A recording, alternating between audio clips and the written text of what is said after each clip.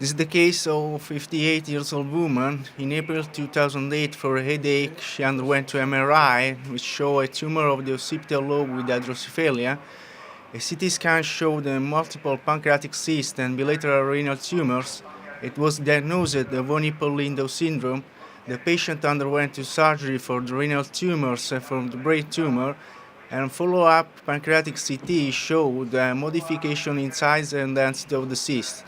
The patient is here today for US FNA. These are the MRI images of the multiple cysts of pancreas. The most common manifestation of pancreatic VHL disease are benign cysts and microcystic adenomas that occur in 35 to 75% of patients. Pancreatic neuroendocrine tumors have been reported to occur with an incidence of 17% in VHL patients in the radiological literature.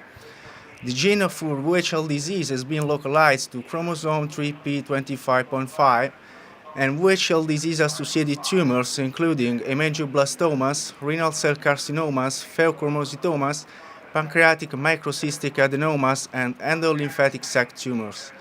Let's move to endoscopy room with Professor Sai and Dr. Bori. I'm here with Erwan and our fantastic endoscopy team. So this is a very interesting case. You've heard the details about VHL, which I must admit I didn't know really that well at all. So we're going to start just by finding this lesion in the pancreas. So I start at the liver. There's two ways to find the pancreas. One is via the liver, and the other is from the celiac axis. So what I do is I go through the GE junction and I find the liver. So you have to face the front of the patient. So your probe is facing like this. You have an open position. You find the liver here. And then you stay in the... Yes?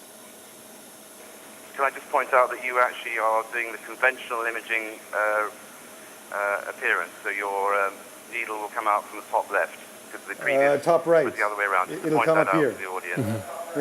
Yeah. We exactly. do EUS in Canada out, from the correct side. Naturally. Yeah. So correct, absolutely. We're with you on that in the Empire, yes.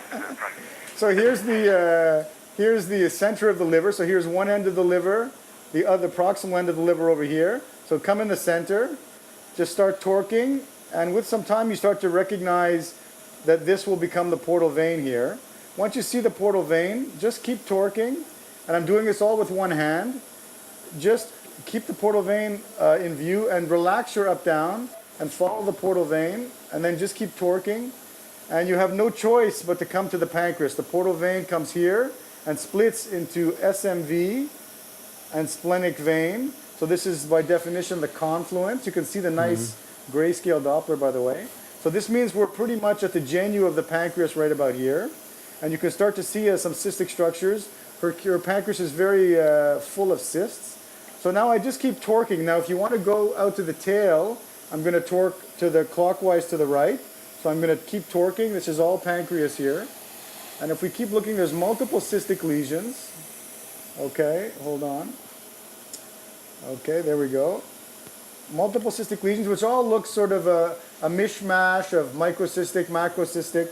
But as we keep torquing, so right here, if you slowly move across, I hope you can see there's a more well-demarcated, almost encapsulated looking lesion here, which if you took away all the cysts around, could easily look like a neuroendocrine tumor or a very microcystic cystic lesion.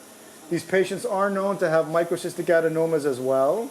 But this is almost not even looking microcystic at all. The more I look at it, the more it looks quite solid, and like it could be a neuroendocrine tumor. And you can really see, I think, how well demarcated this is compared to the rest of the cysts and the rest of the pancreas. What do you think, Erwan? Do you think this is... Yes. It's more things seems to be solid, because usually you have a pseudo-solid microcystic lesion. You have a reinforcement behind the lesion very often of the US image. And here it's very well limited, and we see the lesion, the posterior wall of the lesion. So, but it's very close to the microcystic lesion, very, very close. So both diagnoses are already possible. Okay, she's injecting now. Okay.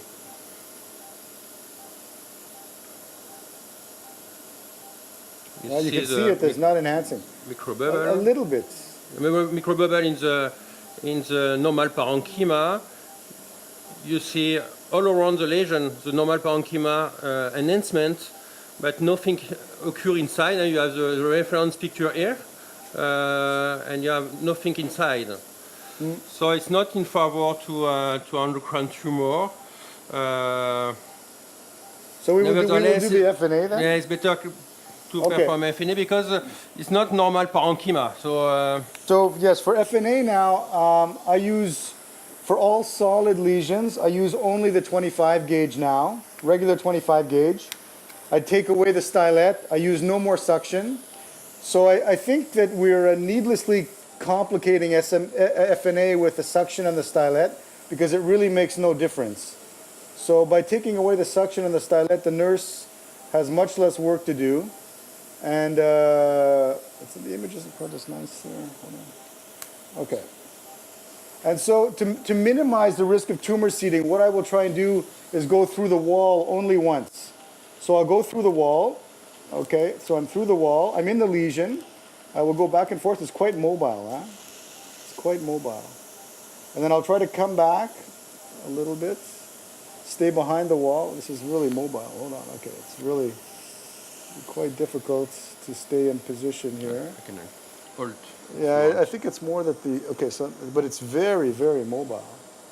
Yeah. Okay, so it's very mobile, so I'm pushing up against the lesion with the scope. Then you can see that I'm in position. Here's the lesion, and the needle is now just in the wall.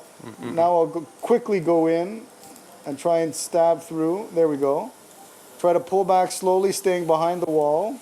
And I'll try and go into a different area of the lesion. What you show is very important because when you perform puncture of small lesion, you have to use the elevator, but also the sheet of the endoscope also to maneuver the echo endoscope also. It's this very is important. really quite difficult. It's unusual to have it so mobile in the pancreas like this. So anyway, I'm coming back. And you really want to go, to me, I think the important thing is to come out of the lesion and go back in many different places. It's not the fanning technique for me. I call this a multi-pass technique because this way you're always getting fresh tissue in the needle. Okay, the problem in here, it's so mobile. So I've gone 3 or 4 times through this lesion. Okay, and going again. Okay, there we go. But if you notice, I've only gone through the gastric wall once. Stylet or suction. I know you don't use stylet or suction, but do you have in-room cytology in your institute, or do you? We do and we don't. It doesn't really make a difference. To me, the most important thing is to sample as completely as you can.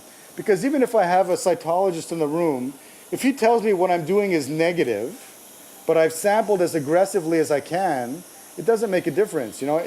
So that's why I really make sure I go through as many places as I can, so that even if he's there and he tells me it's negative, I really can't do any better. You know, I've sampled in every area of this lesion as much as I can. It's quite difficult because it's really quite mobile, okay?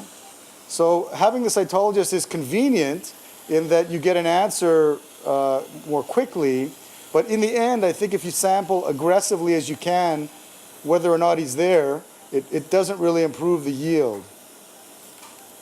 Okay, so I think I've been pretty aggressive here. Okay, so we'll come out, and then we'll just put this into the cell block. There's sort of a string, sort of a spaghetti of a specimen with no blood really coming around it, so it's almost like a micro core.